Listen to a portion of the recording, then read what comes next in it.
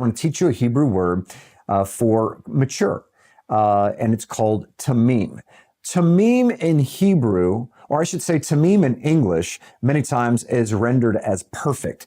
In Genesis, I believe it's chapter 6, verse 9, correct me if I'm wrong, but I believe Noah, it says he was perfect in all generations.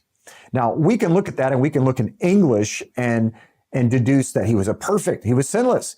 But in Hebrew, it does not mean perfect like it does in English, meaning sinless, but mature and complete, not lacking anything. That's what tamim means. It means to be mature, complete, without blemish, full, perfect, without spot, whole, and undefiled.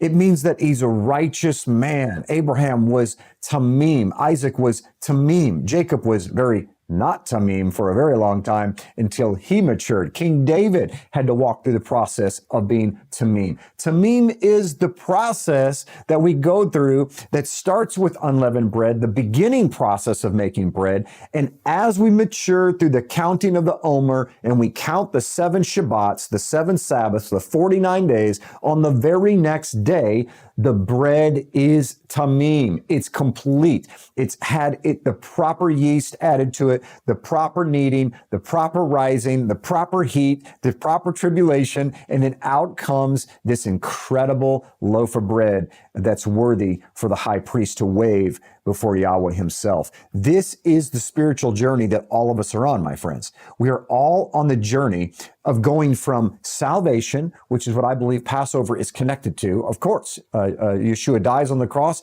and creates the opportunity for the veil to be rent and the Holy of Holies to be opened and for salvation to come to all man. But that is not where it's supposed to end. It's only the beginning. That is the beginning down payment, which I believe that's why Passover is connected to the first coming of the Messiah, while Shavuot, the fullness of the bread, is connected to the second coming. Now, I'm not saying that Yeshua is going to come during Passover. I believe he's absolutely going to come during the fall feast of Yom Teruah, the Feast of Trumpets, or traditionally today called Rosh Hashanah. But that being set aside, I believe that you can see that you've got Yeshua as the unleavened bread. That's the down payment.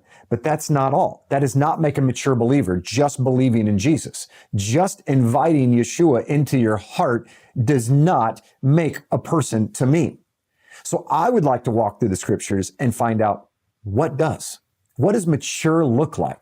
We know that maturity in bread is a loaf of bread because that is exactly what the master baker, if you will, intended when he got all the ingredients together. And by the way, sometimes in our lives, the ingredients are not so good from the perspective of us. If you look at each individual ingredient that goes into bread, you would never want to eat them by themselves. It's very disgusting. But when you take all the ingredients and you put them together, and then you add the leavening agent and you put it in the rise and then you put it in the oven and the heat is added. That's what makes the beauty in the bread. If you look at those individual events, they're terrible. But when you put all of them together and you sprinkle the leaven, the mature, complete confidence of the Lord Yeshua into all of those ingredients, and you spin them together and you put them a little bit of trial, put a little heat in there and put a little warmth of the arms of God himself. What comes out when it all is said and done is mature, complete, a loaf of bread worthy to be held by the priest and waved before God.